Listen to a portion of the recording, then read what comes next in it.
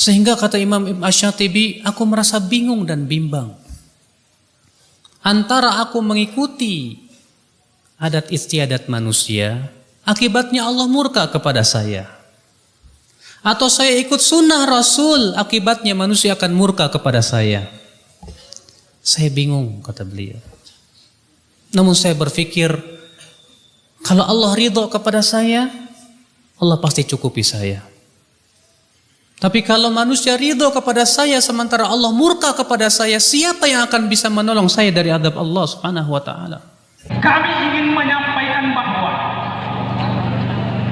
dengan adanya undangan pemerintah daerah Kabupaten Wajo terkait persoalan mendatangkan ustaz, mendatangkan penceramah yang dinamakan Dr. Firanda, yang kita kenal selama ini di jejak digitalnya sebagai pendakwah yang kontroversi dan provokasi. Tadi saya sudah sampaikan di Masjid Agung bahwa semua aspirasi kami akan terima dengan baik, dan insya Allah nanti malam kami akan bersama-sama dengan seluruh pimpinan Ormas dan Majelis Ulama Indonesia Kabupaten Wajo untuk bersama-sama menentukan siapa yang akan menggantikan beliau. Alhamdulillah. Alhamdulillah.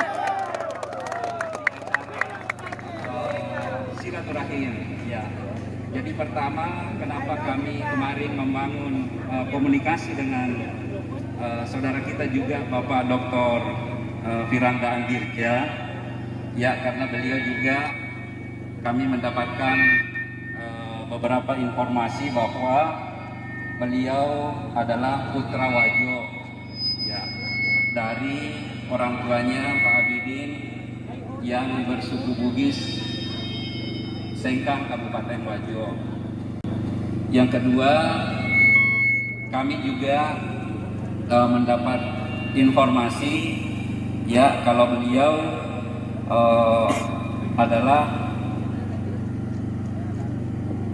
salah seorang yang diberikan kesempatan untuk menjadi sejak tahun 2012 diberi amanah oleh pemerintah Arab Saudi untuk menyampaikan ceramah berbahasa Indonesia di Masjid Nabawi untuk para jamaah haji dan umroh dan para penduduk Indonesia yang bermukim di kerajaan Arab Saudi.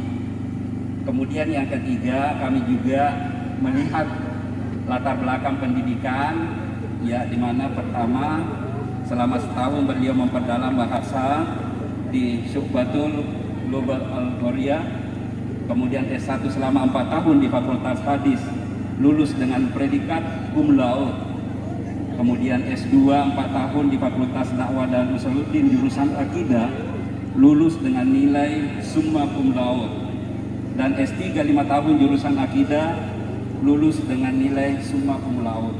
Hanya itu saja pertimbangan sehingga terbangunlah komunikasi. Tidak ada sama sekali pikiran, ya, apalagi dari pemerintah daerah yang sementara sekarang ini sudah membangun kehidupan beragama yang luar biasa tercipta di wilayah Kabupaten Wajo kita. Tidak ada sedikit pun terbesit keinginan untuk, ya, membuat gaduh, membuat hilafiyah, paham-paham yang sudah sejak dulu sudah kita terima secara bersama. Sehingga ini semata-mata kita hanya ingin memberikan majelis ilmu, bagaimana kita mudah-mudahan bisa sharing dan mendapatkan. Tetapi karena aspirasi adik-adikku, saudara-saudaraku, anak-anakku semua, saya kira itu tidak ada masalah. Dan kita ingin bagaimana menyambut hari Jadi Wajo ke-623 dengan kegembiraan, dengan kebersamaan, dengan semangat untuk membangun Wajo, khususnya membangun generasi-generasi Qurani yang insya Allah menjadi dambaan, ya, masyarakat Kabupaten Wajo di masa akan datang. Ketika kita ingin berusaha meretas tali sunnah, tak mudah. Dahulu saja Al-Imam Asy-Syatibi Beliau bercerita dalam kitab beliau Al-I'tisam di muqaddimah kitabnya, menceritakan tentang dirinya beliau, pengalaman beliau.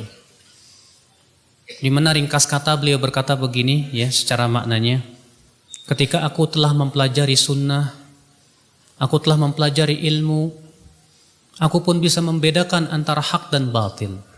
Aku bisa membedakan antara bid'ah dan sunnah, syirik dan tauhid. Namun kata beliau, aku dihadapkan pada suatu kenyataan yang pahit. Ternyata orang-orang masyarakat yang ada yang di sekitarku, rata-rata mereka melakukan perkara yang menyelisih sunnah. Sehingga kata Imam Ibn Ash-Shatibi, aku merasa bingung dan bimbang. Antara aku mengikuti adat istiadat manusia, akibatnya Allah murka kepada saya.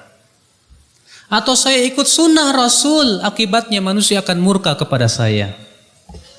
Saya bingung, kata beliau.